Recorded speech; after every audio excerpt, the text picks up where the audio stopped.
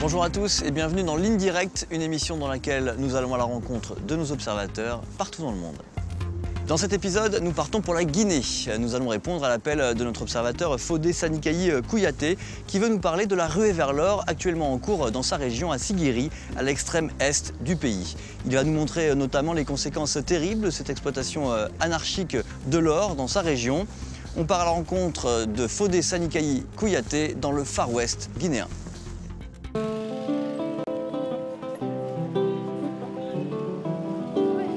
Salut Fodé, allez, comment ça va? Tu vas bien? Ça me fait plaisir d'être là. Oui, merci, allez.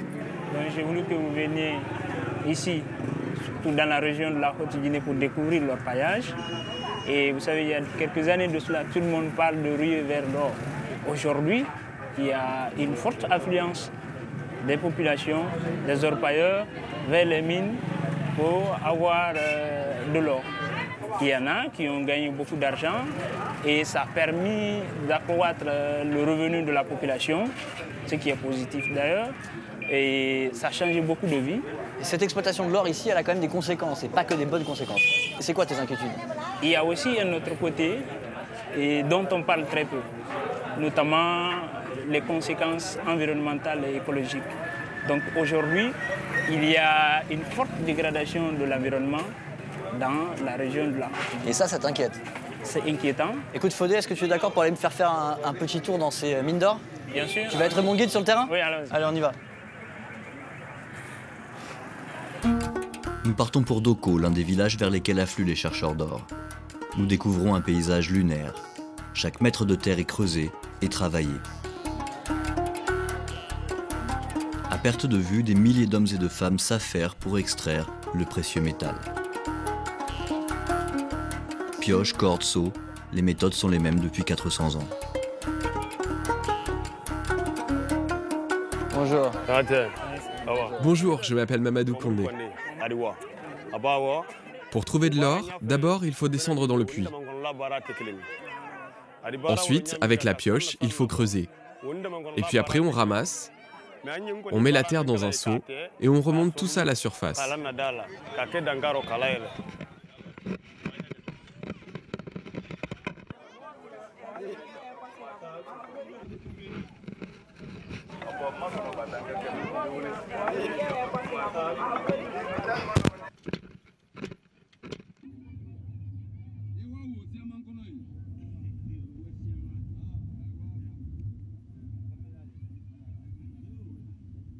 Le puits fait la taille de 3 hommes bras levés.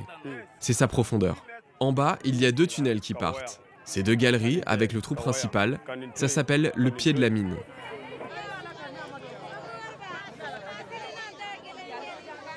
Le système, il y a 2 équipes et chaque équipe est composée de femmes et d'hommes qui se relaient en permanence, des hommes qui creusent et les femmes qui remontent à la surface. Oui, il y a une dame qui compte le nombre de seaux qu'on remonte et un caillou est égal à un seau. Donc ça les permet de faire le partage, de faire la répartition.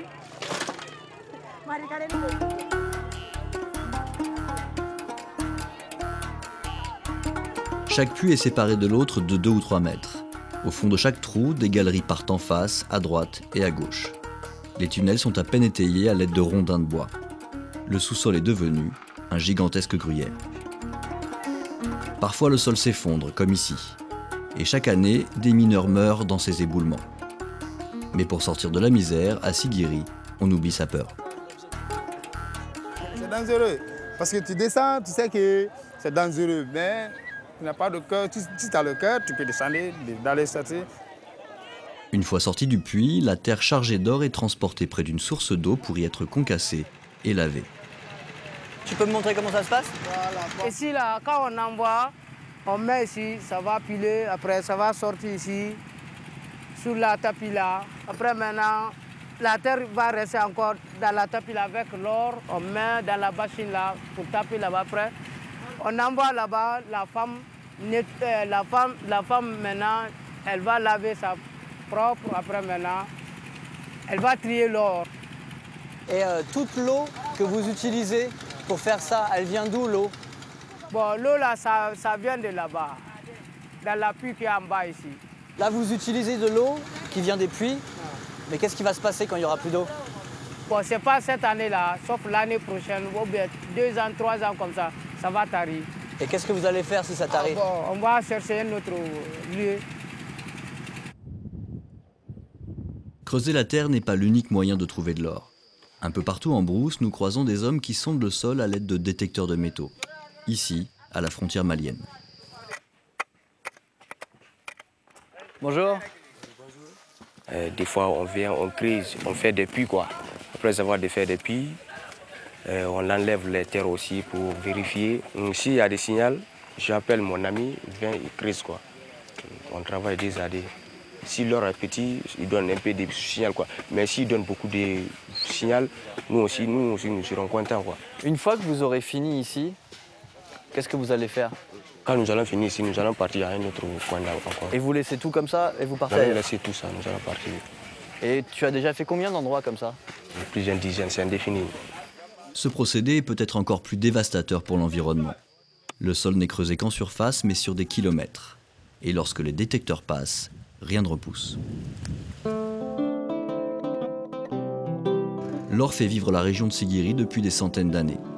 L'activité génère beaucoup d'argent, et pourtant les infrastructures de base n'y ont toujours pas été mises en place.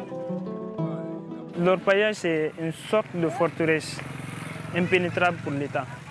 C'est-à-dire que les ressources générées par l'orpaillage ne sont pas du tout versées aux caisses de l'État. En grande partie, il y a une sorte de gestion locale, une structure locale qui gère.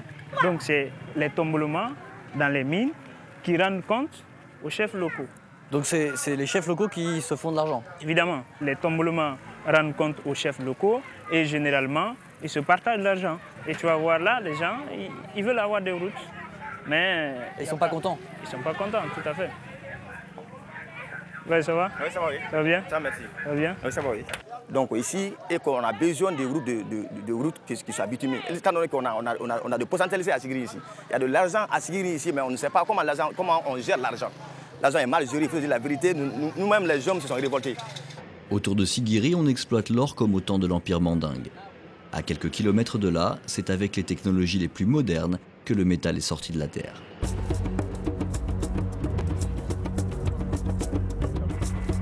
Nous sommes sur les terres de la SAG, une société filiale de la multinationale AngloGold Ashanti, basée à Johannesburg, mais dont les principaux actionnaires sont des fonds de pension américains.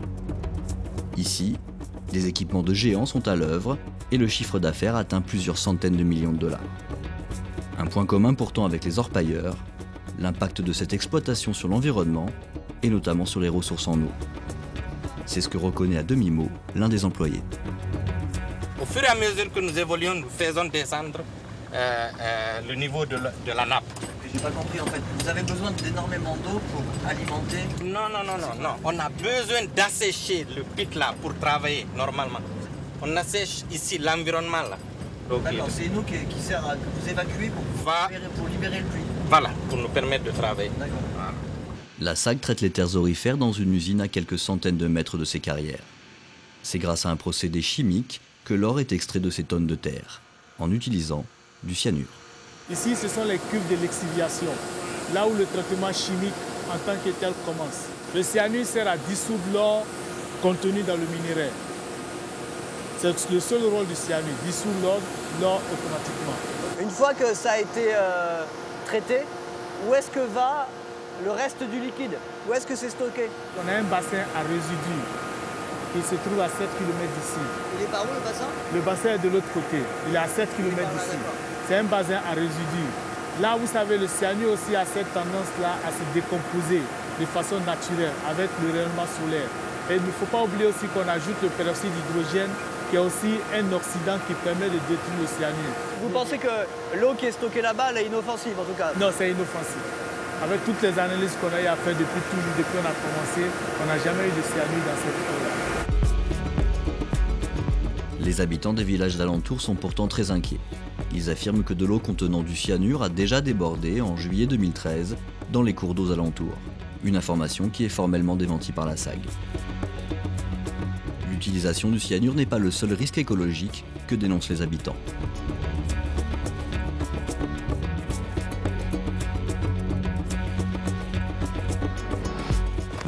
Là, ça, c'est une ancienne carrière. Oui, c'est une ancienne carrière de la SAG. Kromani, Ils ont fini de l'exploiter. ils ont abandonné. Ils l'ont laissé comme ça. Et ce n'est pas la seule. Ils n'ont pas rebouché. Non, ils ont exploité la carrière et puis ils sont partis. Puis ils ont commencé ici, c'est seulement une seule carrière, ils ont rebouché. Oui, c'est ça, une seule. Cet homme veut également nous conduire dans le lit de ce qui fut autrefois une large rivière.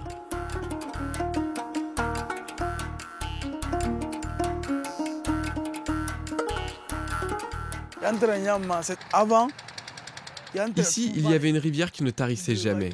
La source était juste derrière nous. Mais elle s'est arrêtée de couler depuis 3 ans. C'est à cause de la SAG qui puise de l'eau en amont, mais aussi à cause des petits orpailleurs. Ici, avant, c'était magnifique. Il y avait de la forêt, il y avait des caïmans, des porcs-épics, des hyènes, toutes sortes d'animaux. Malgré l'or, la bauxite et les diamants dont regorgent ces sols, la Guinée reste l'un des 10 pays les plus pauvres du monde. À Siguiri, les mines font certes vivre des dizaines de milliers de personnes, mais l'essentiel de l'argent est capté par les grandes entreprises minières et les potentats locaux. Nous tentons de rencontrer les responsables du ministère des Mines à Conakry, mais personne ne semble avoir le temps de nous parler. Je vais vous annoncer. Merci. Je suis vraiment désolée, il est sorti. Je croyais qu'il était là, mais il n'y est pas. Vous pensez qu'il était là et il n'y est pas? Oui, il était là. Je suis allée dans son bureau, j'ai vérifié, mais il n'y est pas. Malgré son apparente bonne volonté, l'État guinéen semble aujourd'hui incapable de s'imposer face aux différents acteurs qui exploitent les mines. Les chefs traditionnels d'un côté, les entreprises minières de l'autre. Il n'a donc pas la capacité de développer durablement la région et de protéger son environnement. La crainte de Fodé, c'est donc que les mines s'épuisent ou que les grandes entreprises décident de se retirer. Car alors, l'avidité des hommes aura laissé derrière elle un désert où plus rien ne poussera. Nous allons bien sûr rester en contact avec notre observateur Fodé Sanikayi Kouyaté pour voir si les autorités parviennent à réguler cette exploitation minière pour l'instant complètement anarchique. Et puis vous aussi, n'hésitez pas à contacter nos journalistes pour leur raconter votre histoire et peut-être que le prochain numéro de cette émission, nous viendrons le tourner chez vous.